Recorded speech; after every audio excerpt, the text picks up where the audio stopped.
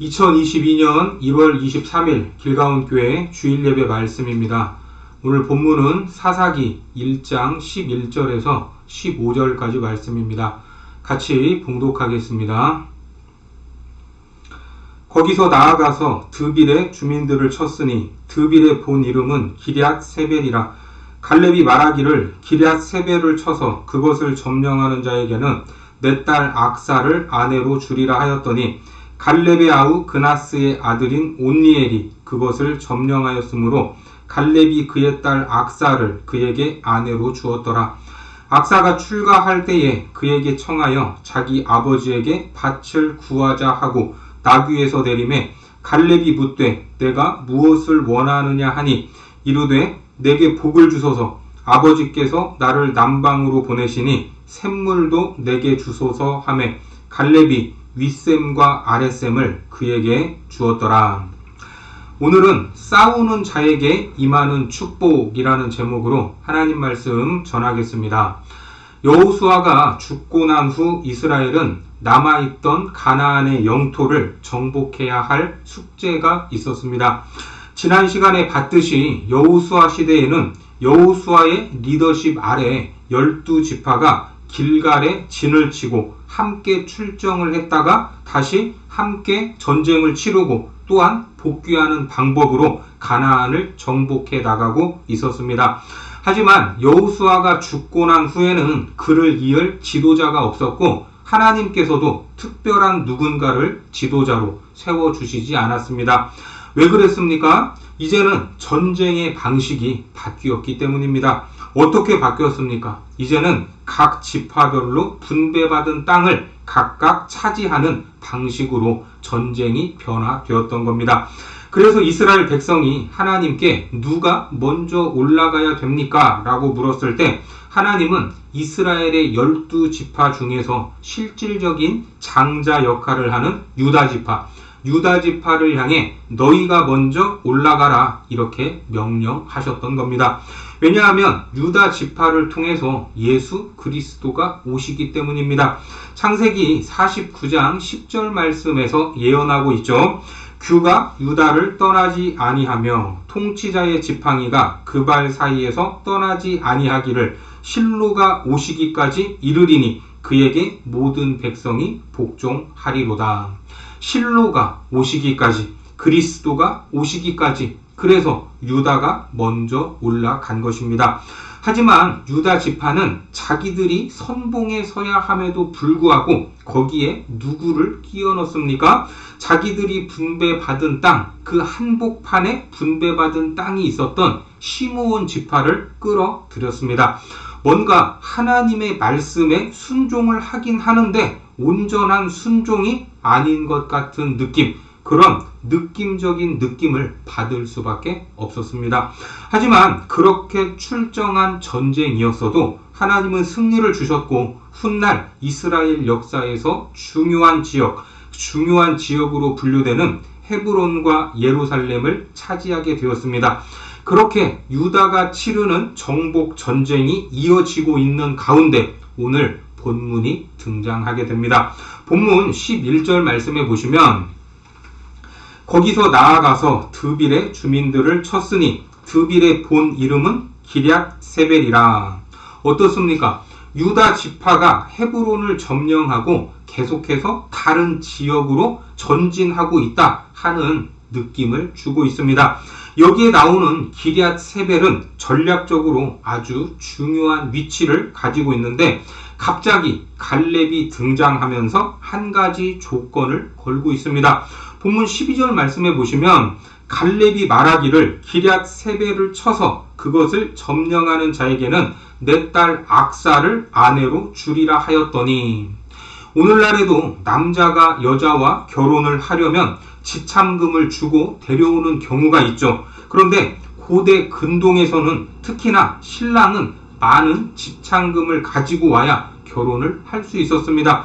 그런데 갈렙은 지참금이 아니라 무엇을 요구합니까? 그 땅에서 승리를 한다면 자기 딸을 아내로 줄 것이라고 약속을 했습니다. 이런 내용을 보면 자매들은 화가 나겠죠. 딸이 무슨 아버지의 소유도 아니고 누구에게 주고 말고 할 그런 물건이냐. 하지만 당시에는 그랬습니다. 우리가 잘 알고 있는 다윗도 블레셋과의 전투를 통해서 사울왕의 딸을 아내로 맞이하게 된 그런 경우가 있습니다. 사무엘상 18장 27절 말씀을 보겠습니다.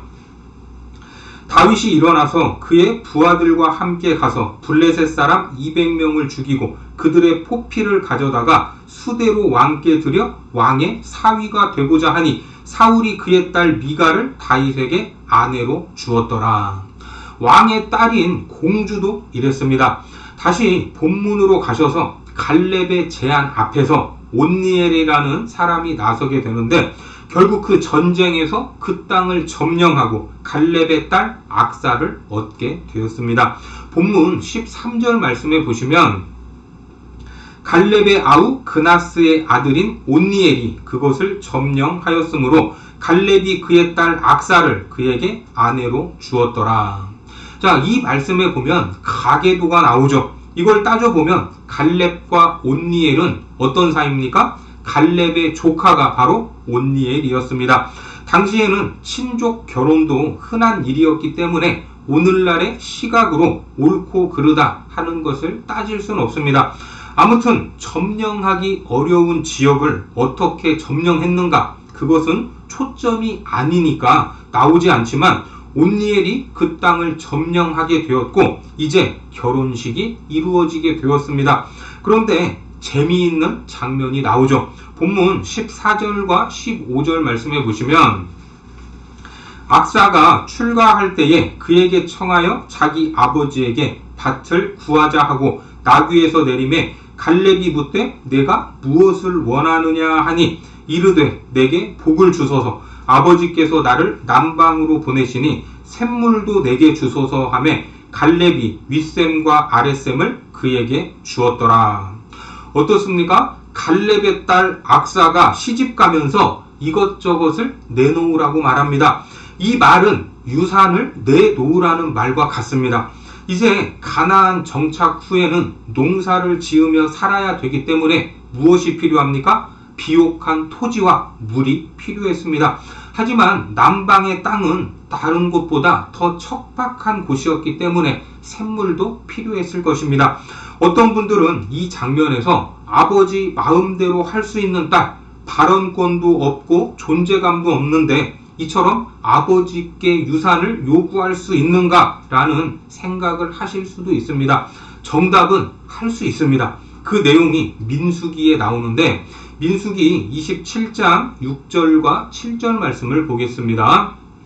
여호와께서 모세에게 말씀하여 이르시되 슬로브핫 딸들의 말이 옳으니 너는 반드시 그들의 아버지의 형제 중에서 그들에게 기업을 주어 받게 하되 그들의 아버지의 기업을 그들에게 돌릴지니라. 이 말이 무슨 말입니까? 여기에 나왔던 이 슬로브핫은 아들 없이 죽었습니다. 그래서 그의 딸들이 모세에게 찾아가서 아버지의 유산을 물려달라고 말한 겁니다. 여기에서 하나님은 그것을 허락하셨고 공식적으로 딸들에게 유산을 물려주게 된 것입니다. 그러니까 갈렙은 원래 지참금을 받고 딸을 내주어야 되는데 딸의 당당한 요구에 뭔가 손해보는 듯한 느낌도 없지 않았겠지만 두말하지 않고 그것을 내어주었다 이렇게 말하고 있습니다. 그런데 오늘 이 본문의 내용, 이 내용을 시간적으로 보면 사사기의 내용은 아닙니다. 이미 여호수아서에서 한번 나왔던 내용이 여기에 들어온 것입니다. 그 말씀을 찾아볼까요? 여호수아서로 가셔서 15장 13절에서 19절까지 말씀을 보겠습니다.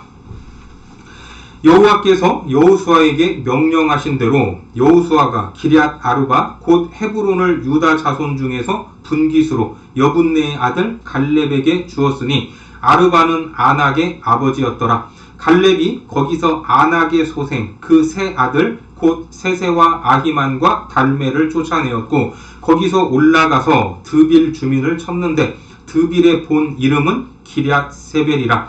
갈렙이 말하기를 기럇 세벨을 쳐서 그것을 점령하는 자에게는 내가 내 딸 악사를 아내로 주리라 하였더니 갈렙의 아우 그나스의 아들인 온니엘이 그것을 점령함으로 갈렙이 자기 딸 악사를 그에게 아내로 주었더라. 악사가 출가할 때에 그에게 청하여 자기 아버지에게 밭을 구하자 하고 나귀에서 내림에 갈렙이 그에게 묻되 내가 무엇을 원하느냐 하니 이르되 내게 복을 주소서. 아버지께서 나를 네겝 땅으로 보내시오니 샘물도 내게 주소서 하매 갈렙이 윗샘과 아랫샘을 그에게 주었더라. 어떻습니까? 오늘 본문과 내용이 똑같습니다. 그러니까 이 사건은 사사기의 사건이 아니라 여호수아 시대의 사건인 겁니다. 여러분, 이 사사기의 저자가 누구죠? 모릅니다. 유대의 랍비들 중에는 아마 사무엘일 것이다 라고 추측하는 사람도 있지만 현실적으로 맞지 않습니다.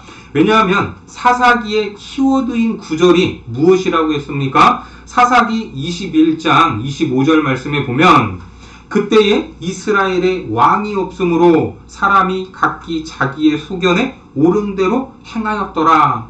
이렇게 그때에 이스라엘에 왕이 없었다라는 표현이 사사기 전체에서 여러 번 등장하고 있는데 이 표현은 사사시대에는 맞지 않는 표현입니다. 사사기 그 시절 그때 당시에 기록이 되었다면 지금은 이스라엘에 왕이 없기 때문에 이 모양 이 꼴이었다라고 말을 해야겠죠. 물론 사무엘이 사울을 왕으로 세웠지만 그 역시 마지막 사사였습니다. 오히려 왕정 시대를 경험한 후에 사사기를 바라보면서 사용한 표현이다. 이렇게 말을 해야 더 자연스러운 일입니다. 결국 사사 시대를 말하고 있지만 왕에 대한 개념이 무엇이고 그것이 이해된 후에 기록되었다고 볼 수 있습니다. 그러면 왜 사사기의 저자는 여호수아 시대의 사건을 여기로 끌어왔을까요? 앞서 봤던 여호수아 15장은 그 유명한 갈렙의 고백, 그 고백이 드려진 이후의 일입니다. 여호수아 14장 10절에서 12절까지 말씀을 보겠습니다. 이제 보소서 여호와께서 이 말씀을 모세에게 이르신 때로부터 이스라엘이 광야에서 방황한 이 45년 동안을 여호와께서 말씀하신 대로 나를 생존하게 하셨나이다. 오늘 내가 85세로 돼 모세가 나를 보내던 날과 같이 오늘도 내가 여전히 강건하니 내 힘이 그때나 지금이나 같아서 싸움에나 출입에 감당할 수 있으니 그날에 여호와께서 말씀하신 이 산지를 지금 내게 주소서. 당신도 그날에 들으셨거니와 그곳에는 아낙 사람이 있고 그 성읍들은 크고 견고할지라도 여호와께서 나와 함께 하시면 내가 여호와께서 말씀하신 대로 그들을 쫓아내리이다 하니. 이게 갈렙의 고백입니다. 이 시절의 갈렙은 누굽니까? 과거 40여 년 전 여호수아와 함께 가나안 땅을 정탐하고 돌아온 뒤에 출애굽 때에 말씀하신 하나님의 약속을 붙잡고 우리는 능히 그 땅의 족속들을 물리칠 수 있다. 이렇게 큰 소리를 쳤던 용사였습니다. 민수기 14장 8절과 9절 말씀에 나오죠.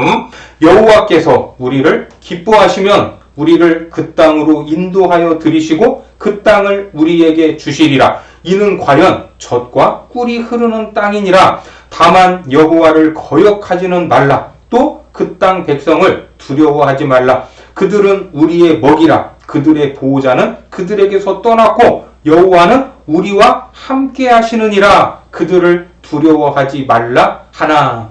민수기 시절의 갈렙은 40대였습니다. 그리고 여호수아서의 갈렙의 나이는 85세입니다. 하나님의 약속을 붙잡고 있던 그의 믿음은 40대에나 80대에나 변함이 있습니까? 없습니까? 변함이 없었습니다. 그럼 그가 누구를 원하고 있습니까? 믿음으로 이 땅을 정복할 사람이 누구인가? 나를 이어서 이 과업을 이어갈 자가 누구인가? 내가 그에게 내 딸을 주겠다. 이렇게 선언을 하고 있는 것입니다. 아무리 갈렙이 믿음으로 그 땅을 향해 나아간다고 하더라도 칼을 들고 85세에 선두에 설 수 있겠습니까? 그럴 수는 없는 일입니다. 믿음의 고백도 있어야 하지만 그 고백 위에 세워지는 다음 세대가 있어야 된다는 말입니다. 우리나라에서도 많이 불려지고 있는 독일의 찬양이 있습니다. 선한 능력으로. 이 찬양의 고백은 본 회퍼라는 독일의 신학자요 목회자였던 분입니다. 히틀러가 장악한 독일이 유럽에서 민폐를 끼치고 전쟁을 통해 많은 사람들을 학살할 때 독일 교회는 침묵하고 있었습니다. 오히려 히틀러를 찬양하고 동조하고 있는 그때에 분연이 일어나 히틀러를 비판을 했습니다.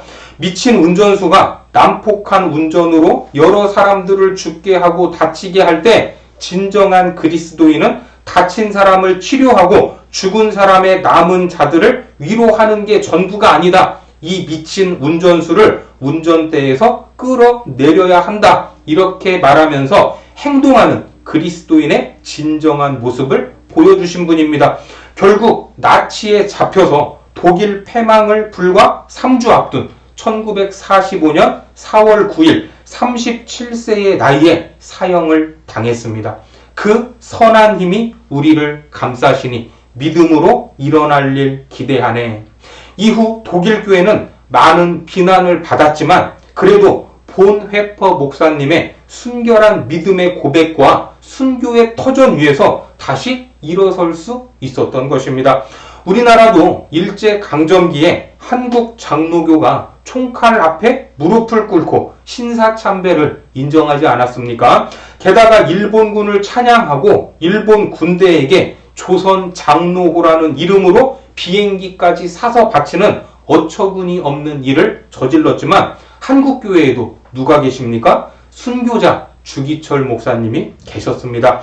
독일 교회처럼 흑 역사가 있지만 그래도 주기철 목사님 같은 분들의 순교와 신앙 고백 위에서 다시 시작할 수 있었던 것입니다. 그렇습니다. 하나님의 선한 힘, 그 말씀을 믿고 순종하는 자들, 믿음으로 일어날 다음 세대를 기대하면서 갈렙은 누가 이 땅을 점령할 것인가? 누가 믿음으로 일어날 사람인가? 하고 도전을 하는 것입니다. 그렇게 그 땅을 점령했던 온니엘, 그와 결혼하는 갈렙의 딸 악사는 무엇을 요구하죠? 샘물을 요구하고 있습니다. 앞서 말씀드린 것처럼 농사 짓는 곳에서 물이 없으면 살 수 없습니다. 농사뿐만이 아니죠. 사람에게도 짐승에게도 필요한 것, 그것이 바로 물입니다. 물이 없으면 다 죽습니다. 아무것도 할 수가 없습니다. 그래서 큰 문명이 일어난 지역은 모두 강을 끼고 있지 않습니까? 그러면 땅을 파서 지하수를 먹으면 될 것 아니냐라고 말을 할 수도 있을 것입니다. 요즘이야 기술이 좋으니까 수맥이 어디인지 찾을 수 있고 또 더 깊이 땅을 파 내려가니까 땅속 깊은 지하수까지 뽑아낼 수 있지만 이 당시에는 어떻습니까? 땅을 파면 물이 나올 확률이 얼마나 되겠습니까? 창세기에 보면 이삭이 파놓았던 샘물을 빼앗기는 장면이 나옵니다. 창세기 26장 19절과 20절 말씀을 보겠습니다. 이삭의 종들이 골짜기를 파서 샘 근원을 얻었더니 그랄 목자들이 이삭의 목자와 다투어 이르되 이 물은 우리의 것이라 하매 이삭이 그 다툼으로 말미암아 그 우물 이름을 에색이라 하였으며. 그런데 이렇게 파낸 샘물, 이 우물을 빼앗겼고 또 빼앗겼습니다. 땅 파서 물 나오면 싸울 필요도 없고 빼앗을 필요도 없겠죠. 물은 곧 가족과 기업의 생명줄인데 이것을 빼앗길 때마다 아마도 피가 말랐을 것입니다. 하지만 이삭은 땅을 파는 곳마다 놀랍게도 샘물이 터져 나왔습니다. 창세기 26장 22절에 보면 이삭이 거기서 옮겨 다른 우물을 팠더니 그들이 다투지 아니하였으므로 그 이름을 르호봇이라 하여 이르되 이제는 여호와께서 우리를 위하여 넓게 하셨으니 이 땅에서 우리가 번성하리로다 하였더라. 여러분, 이게 무슨 말입니까? 샘물이 그냥 자리를 잘 잡아서 땅을 팠더니 얻어진 것이 아니라 하나님이 함께 하신다는 증거였습니다. 오늘 그 귀한 샘물을 누구에게 줍니까? 온니엘에게 주는 것입니다. 이제 갈렙과 함께 하셨던 하나님이 온니엘과도 함께 할 것입니다. 믿음으로 그 땅을 점령하니까 갈렙이 윗셈과 아랫셈 모두를 다 내어주고 있습니다. 갈렙이 시작한 이 전쟁을 이제는 누가 마무리합니까? 그 믿음을 이어받은 다음 세대 온니엘이 마무리할 것입니다. 우리가 잘 알듯이 온니엘은 이스라엘의 첫 번째 사사가 됩니다. 사사기 3장 10절 말씀해 보시면 여호와의 영이 그에게 임하셨으므로 그가 이스라엘의 사사가 되어 나가서 싸울 때에 여호와께서 메소보다미아 왕 구산 리사다임을 그의 손에 넘겨주심에 온니엘의 손이 구산 리사다임을 이기니라. 그러니까 하나님은 누구에게 복을 주십니까? 믿음의 싸움을 행하는 자들에게 복을 주신다는 것입니다. 오늘 우리가 또한 교회가 이런 믿음의 싸움을 해야 될 줄 믿으시기 바랍니다. 이런 믿음의 싸움을 행하면 결과는 이길 수밖에 없습니다. 왜 그렇습니까? 하나님이 이미 주신 땅이기 때문입니다. 싸우지 않으니까 얻지 못하지, 싸우기만 하면 다 차지할 수 있다 하는 것을 우리는 알아야 합니다. 그래서 요한계시록에서도 소아시아의 7교회를 향해서 무엇이라고 말씀을 하십니까? 계시록 2장 7절에 이기는 그에게는 내가 하나님의 낙원에 있는 생명나무의 열매를 주어 먹게 하리라. 이기는 자는 둘째 사망의 해를 받지 아니하리라. 또 이기는 그에게는 내가 감추었던 만나를 주고 또 흰돌을 줄 터인데 또 이기는 자와 끝까지 내 일을 지키는 그에게 만국을 다스리는 권세를 주리니. 이기는 자에게, 이기는 그에게, 이기는 자는 이러이러한 복을 받을 것이라고 약속하고 계십니다. 여러분들은 이런 복을 받기 원하십니까? 그러면 우리 앞에 놓인 믿음의 싸움을 해야 한다는 겁니다. 그 싸움은 예배의 자리를 지키는 싸움일 수도 있고 말씀에 순종하는 싸움일 수도 있습니다. 가정에서, 학교에서, 일터에서, 각자의 자리에서 우리가 행해야 할 영적인 싸움이 있음을 기억하시기 바랍니다. 그 싸움을 할 때 하나님이 우리와 함께 하시고 복을 주신다 하는 것을 믿으시기 바랍니다. 그렇다면 사사기의 이스라엘은 하나님께서 하라고 하신 이 싸움을 잘 감당했을까요? 잘 감당하지 못했습니다. 처음에는 잘 하는 것 같았지만 후에 흐지부지 되고 말았습니다. 그 전체의 역사를 사사기의 저자가 압니까? 모릅니까? 다 알고 있습니다. 그때에 이스라엘의 왕이 없었으므로. 그래서 훗날 사사기의 흑 역사를 읽는 독자들에게 갈렙이 가졌던 믿음, 온니엘이 이어받은 믿음으로 하나님이 주신 그 땅을 점령하고 끝까지 잘 싸워야 했는데 그렇지 못했기 때문에 실패했다 하는 것을 보여주기 위해 여호수아 시절의 사건을 사사기에 넣었던 것입니다. 우리 역시 마찬가지입니다. 이제는 몰라서 못하는 것은 없습니다. 알아도 믿음이 없어서 못하고 이런저런 핑곗거리를 대면서 마땅히 감당해야 할 믿음의 싸움을 안 하고 있다 하는 것을 하나님이 아시고 자기 자신도 알고 있습니다. 무엇이 우리를 머뭇거리게 하는지 알고 있다면 다시 한번 믿음으로 일어서시기 바랍니다. 그리고 하나님께 복을 구하시기 바랍니다. 이러한 영적인 선순환으로 이기고 승리하는 자가 되어 윗셈과 아랫셈, 하나님께서 주시는 복을 누리는 거룩한 자녀들이 되시기를 주님의 이름으로 축원합니다. 기도하겠습니다. 하나님, 이 땅을 살아가는 우리 앞에는 끊임없는 영적 전쟁이 계속되고 있음을 보게 됩니다. 그 전쟁 앞에서 도망치거나 회피하지 않기를 원합니다. 위대한 믿음의 고백을 드린 갈렙처럼 그 믿음의 고백 위에서 순종했던 온니엘처럼 믿음으로 일어날 일을 기대하오니 우리도 믿음의 고백과 온전한 순종으로 나아가게 하셔서 이기고 승리하는 삶이 되게 하여 주옵소서. 그리하여 윗셈과 아랫셈 하나님이 예비하시고 부어주시는 크고 놀라운 축복을 누리게 하여 주옵소서. 예수님의 이름으로 기도드립니다. 아멘.